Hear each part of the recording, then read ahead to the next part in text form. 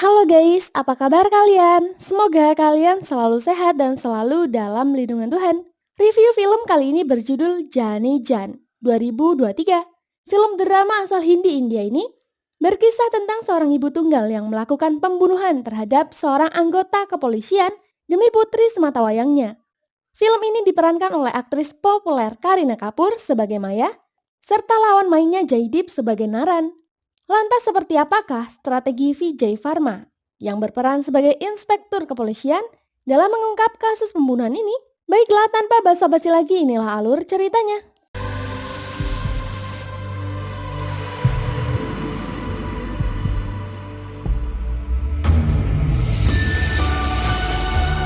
Malam itu Maya sedang mempersiapkan makan malam. Tiba-tiba Ajit datang ke apartemen tersebut. Maya sontak mengusir Ajit pergi. Ajit tak peduli. Maya kemudian mengancam melaporkannya ke polisi. Itu pun tak mempan karena Ajit masih berstatus polisi. Dan mau tak mau Maya akhirnya membuka pintu rumah untuknya. Ajit memaksa masuk dan memeras uang Maya. मैंने कब पूछा? Maya tak respek dengan permintaannya. Di sini Ajit memanfaatkan keberadaan Tara dan berkata, "Aku tak pernah membayangkan akan menjadi seorang ayah dari putri yang cantik." Jika Maya tak memberi uang kepadanya, Ajit tak segan-segan berbuat di luar Nurul. Tanpa pikir panjang, Maya mengambil semua isi tabungannya dan diberikan pada Ajit.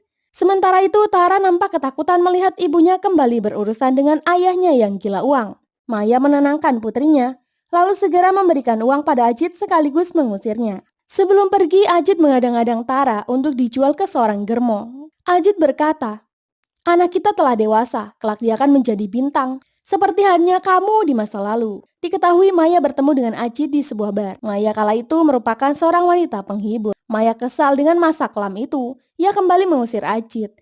Sialnya Ajit berbuat kasar kepadanya dan mengancam suatu saat dia akan membawa Tara. चाहे तब होना और जो Maya terus mengemis dan berkata akan memberikan uang pada Ajit berapapun jumlahnya asalkan Ajit tak mengusik putrinya. Tara sangat marah melihat perlakuan ayah pada ibu. Tara mencoba untuk menyelamatkan ibu. Ajit pun naik darah setelah pukulan Tara melukainya. Tak terima putrinya dihajar oleh Ajit, Maya melakukan perlawanan.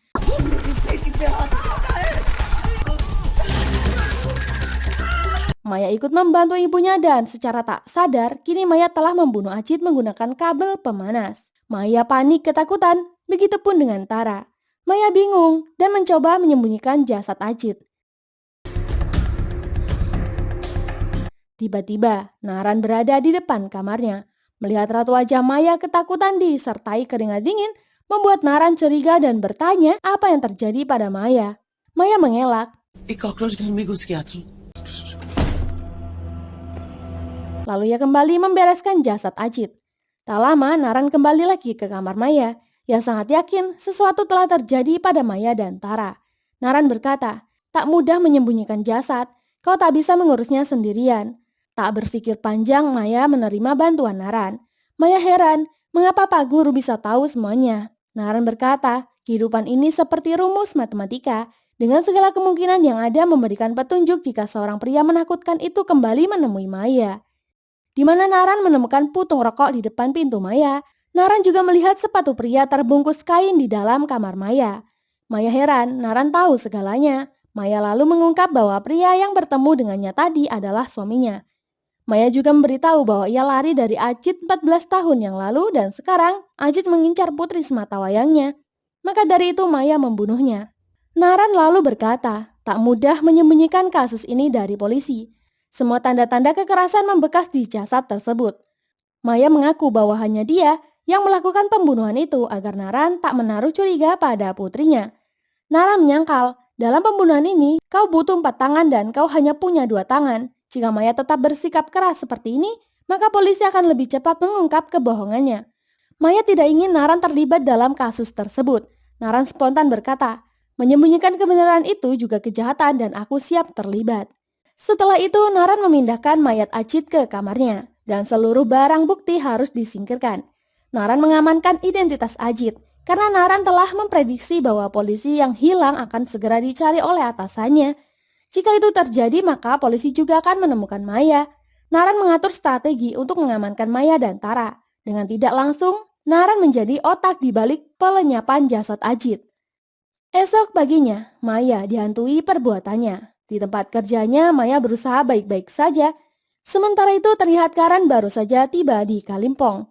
Karan langsung menuju kantor polisi setempat untuk melacak keberadaan Ajit.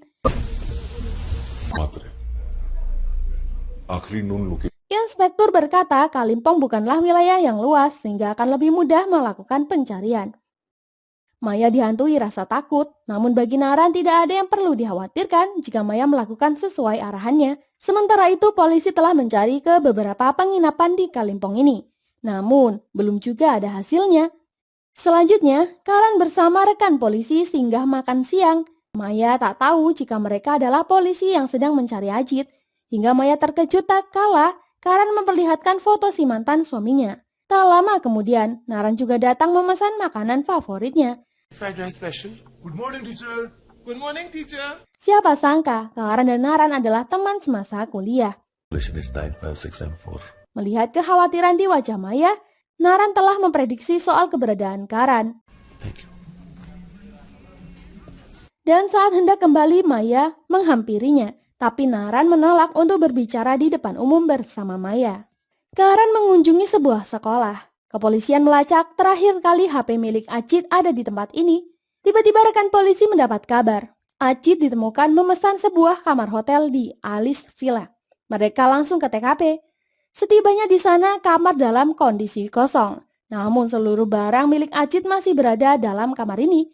Karan menduga kuat Ajit masih berkeliaran di sekitar Kalimpong. Menurut resepsionis, Ajit hanya bertanya kepadanya soal nama sekolah. Karan kembali ke sekolah tersebut untuk menunggu Ajit. Karan penasaran apa hubungan Ajit dengan sekolah ini. Tak disangka ia melihat Maya berada di sekolah ini. Karan telah mencurigai sosok Maya. Kepolisian lalu memeriksa data tentang Ajit 15 tahun yang lalu. Sedangkan Naran diam-diam memperlihatkan tingkah laku Karan, nampak mencurigakan. Ia ingin memberitahu Maya, namun saat itu bukanlah waktu yang tepat. Malamnya Naran berkomunikasi dengan Maya menggunakan telepon umum. Ia memberitahu Maya jika Karan telah mengintai dirinya.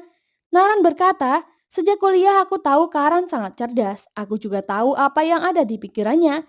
Naran berasumsi Karan akan mengejar Maya hingga menemukan informasi tentang Ajit darinya.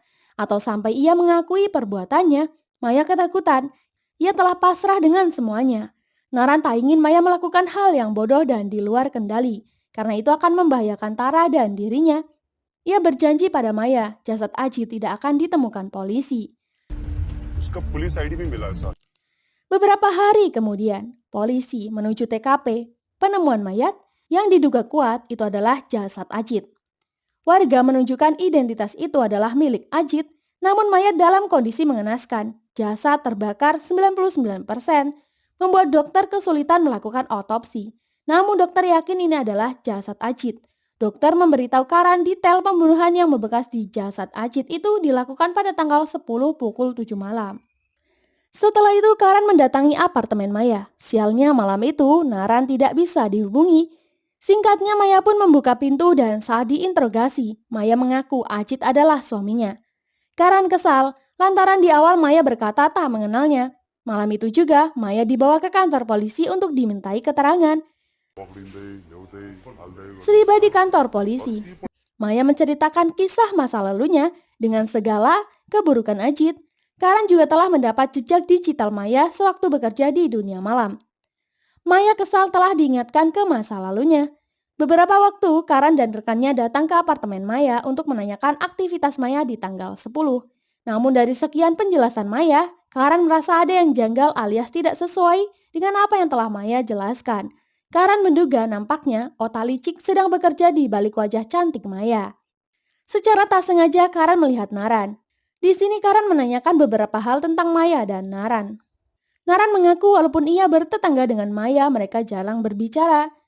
Lanjut cerita, Maya kesal lantaran Karan berjanji bahwa jasad Ajit tidak akan ditemukan polisi, tapi polisi masih saja menemukannya. Naran menenangkannya sebab Maya hanya perlu melakukan apa yang Naran perintahkan. Naran memperingati Maya, pasti target polisi selanjutnya adalah menginterogasi Tara mengenai bukti yang telah disampaikan Maya pada Karan.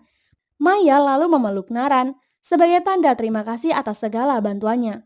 Naran sangat bahagia, tak hanya itu, Naran juga menguping percakapan Maya dengan Tara lewat dinding kamarnya, yang membuatnya semakin terharu atas pengorbanan Maya sebagai seorang ibu.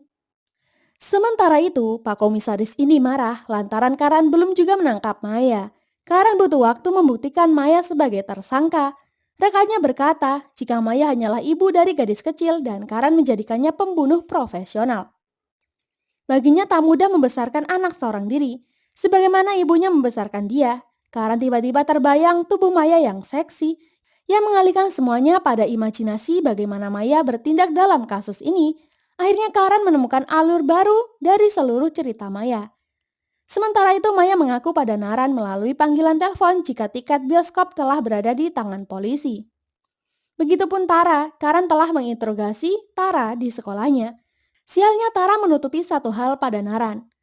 Karan menjebak Tara dengan pertanyaan, hingga Tara mengaku ia telah menceritakan pada sahabatnya mengenai film yang telah ia tonton.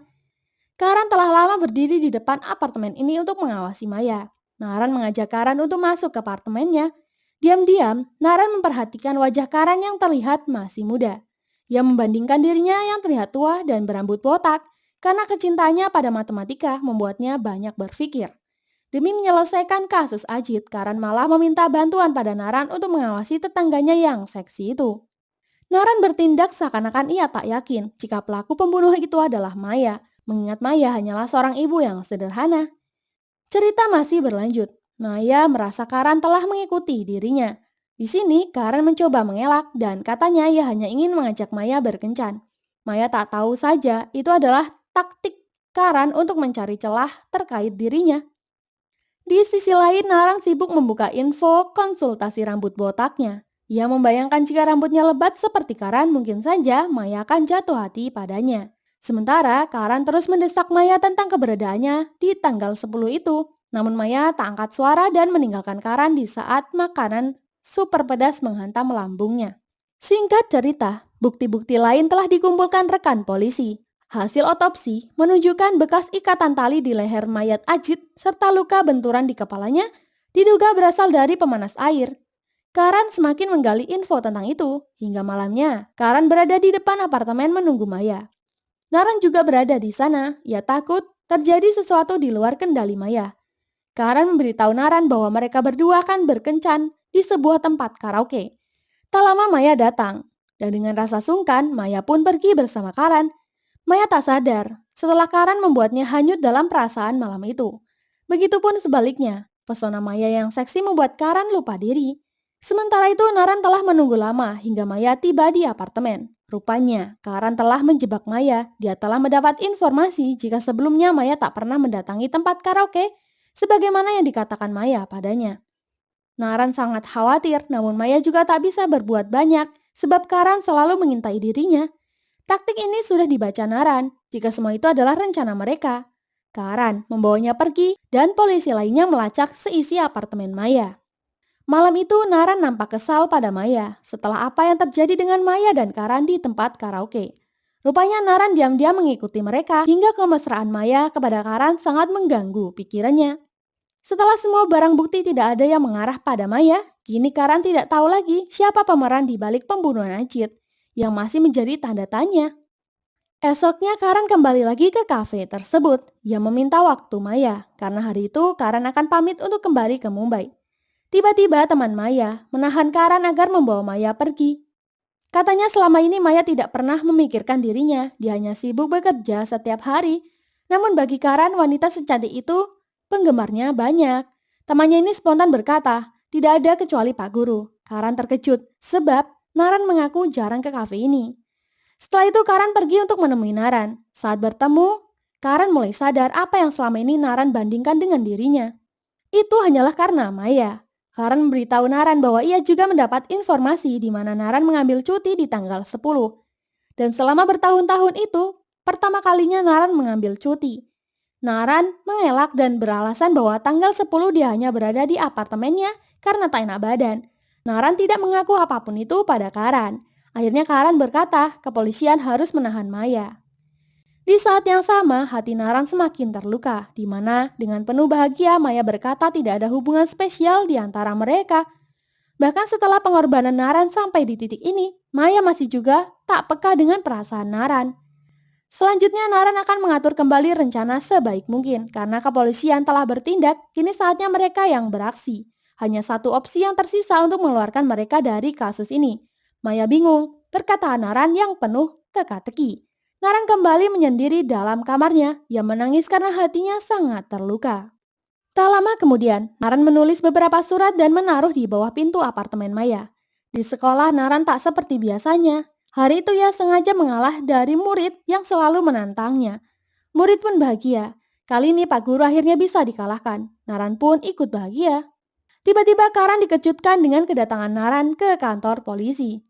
Di sini Naran mengaku jika dialah yang membunuh Acit atas permintaan Maya. Maka Karan juga harus menangkap Maya. Hari itu juga Karan menjemput paksa Maya di kafe. Keterangan Naran dan Maya berbanding terbalik. Naran berkata, ia dan Maya punya hubungan spesial yang tidak diketahui orang lain, terutama putrinya. Dan semua kronologi pembunuhan itu telah diungkap Naran.